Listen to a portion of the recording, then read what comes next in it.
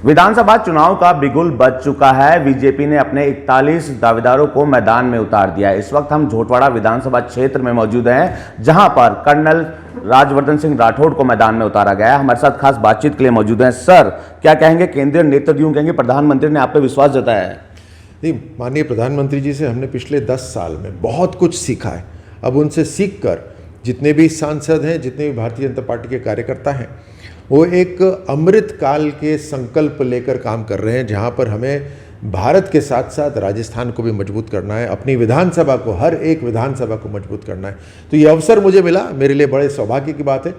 झोटवाड़ा विधानसभा एक ऐसा क्षेत्र है जहां पर बहुत ऊर्जावान नौजवान रहते हैं। ऊर्जावान इसलिए क्योंकि यहीं से सब अपना खुद का करियर बना रहे हैं। ये वो लोग हैं जो गाँव को छोड़कर राजधानी आए हैं, और राजधानी के मध्य में तो रह नहीं सकते, राजधानी के चारों तरफ रहते हैं, जो मेरा क्षेत्र है।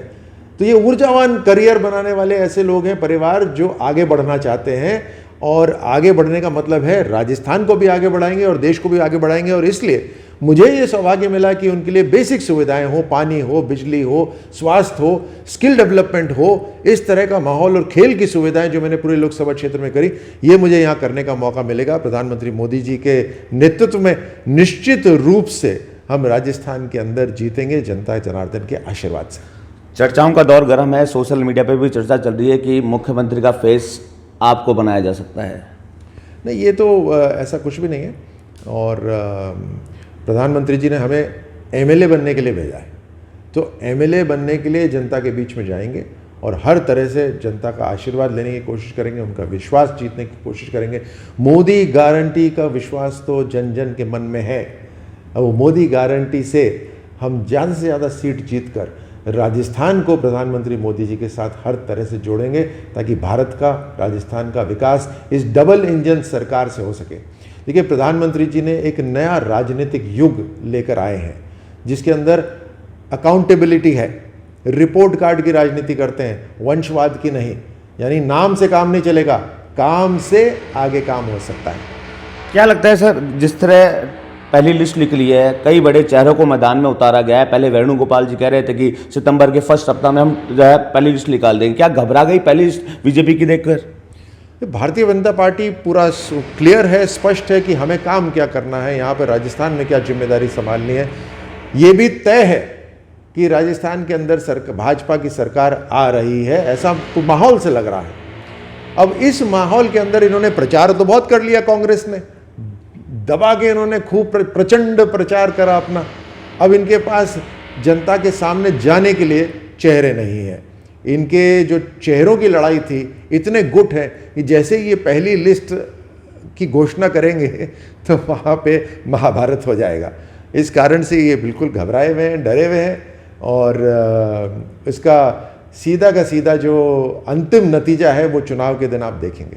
अर्जुन राम मेघवाल ने कहा कि अब महंगाई राहत कैंप की पोल खुल चुकी है। इकोनॉमी बढ़ाने की बात कही थी, लेकिन कहीं ना कहीं इकोनॉमी घट चुकी है, बेरोजगारी बढ़ चुकी है, महंगाई राहत कैंप की पोल खुल चुकी है। अर्जुन जी, जो बाबा साहब अम्बेडकर जी के बाद में पहले अपने समाज से इस देश के लॉ मंत्री हैं, बिल्कुल सही कह रहे हैं, क्योंकि इन्होंने घोषणा तो बहुत बड़ी कर दी कांग्रेस सरकार ने, लेकिन उन घोषणाओं को क्रियान्वित अब कैसे करें, नीचे तक जो साधन है वो कैसे पहुंचाएं। अर्थव्यवस्था इनके पास है नहीं, पैसे राजस्थान सरकार, कांग्रेस सरकार के पास है नहीं।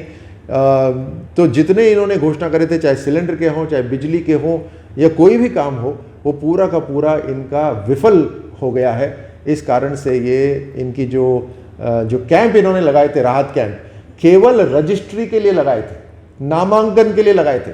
आप सोचिए, ऐसी कोई सरकार हो सकती है जिसके पास सारे आंकड़े हों, बिजली का बिल लोगों के घर पे जा रहा है, उनको ये कह रहे गैस के कनेक्शन का पूरा डिटेल हो, ये कहें कि आप रजिस्टर होंगे तो आपको बिजली की 100 यूनिट हम माफ करेंगे।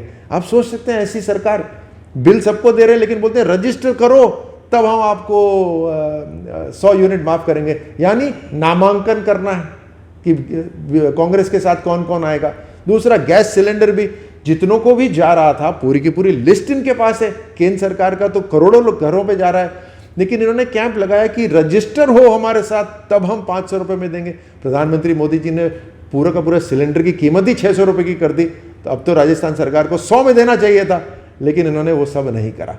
तो ये सब झूठ के पुलंदों की सरकार है, लूट की सरकार है, जो अब अंतिम अपनी सांसें गिन रही है। सर लास्ट सवाल, भ्रष्टाचार का मुद्दा आपने उठाया, युवा बेरोजगारों का मुद्दा आपने उठाया, राजस्थान की परिपाटी रही है 5 साल कांग्रेस 5 साल बीजेपी, क्या कुछ उम्मीद रहेगी? युवा भी आस लगाए बैठा है, महिला उत्पीड़न के मामले भी बढ़ रहे हैं, लगातार भ्रष्टाचार बढ़ रहा है, 50% बिना कमीशन के विभागों में काम नहीं हो रही, इस तरह के आरोप आपकी तरफ से लगाए जा रहे हैं बीजेपी की तरफ से। क्या लगता है, क्या आपकी सरकार आएगी भ्रष्टाचार पर लगाम लगाने की कोशिश करेगी? क्योंकि दूसरे राज्यों से जो अपराधी हैं वो राजस्थान में पनाह ले रहे हैं। ये आरोप बीजेपी की तरफ से नहीं लगाए जा रहे थे, बीजेपी तो आवाज बन रही थी जनता की। 10 लाख रीट के जो इम्तिहान देने गए, वो भारतीय जनता पार्टी नहीं गई थी वहां पर, इस राजस्थान के युवा गए थे। 10 लाख पहले एग्जाम्पल, उसके बाद इनके 18 पेपर लीक हो गए हैं, तो भारतीय जनता पार्टी नहीं करी। आपके वीडियो देखने वाले घर घर के अंदर ऐसे लोग होंगे जिन्होंने शायद इम्तिहान दिया हो और वो पेपर रद्द हो गया हो, उनके हज़ारों रुपए जो एकेडमी में फीस वगैरह के लिए, तैयारी के लिए, और जो उनका जीवन बर्बाद हो गया, जो समय बर्बाद हो गया, उसकी भरपाई कौन करेगा? तो ये हम आरोप नहीं लगा रहे, हम तो सत्य बता रहे हैं। जो बिजली के खनन माफिया जो कर रहा है यहाँ पर, वो जिस तरह से आत्मदाह करा है, जिस तरह से पुजारियों की हत्या हुई है, जिस तरह की कन्हैया की हत्या का वीडियो बना, हम नहीं आरोप लगा रहे, ये सारी चीज़ें जनता के सामने हो रही हैं। बिजली की जो बात करते हैं कि मुफ्त देंगे, बिजली ही आनी बंद हो गई है 1 साल से, कितनी कटौती हो रही है, हम बोल नहीं रहे, जनता सह रही है।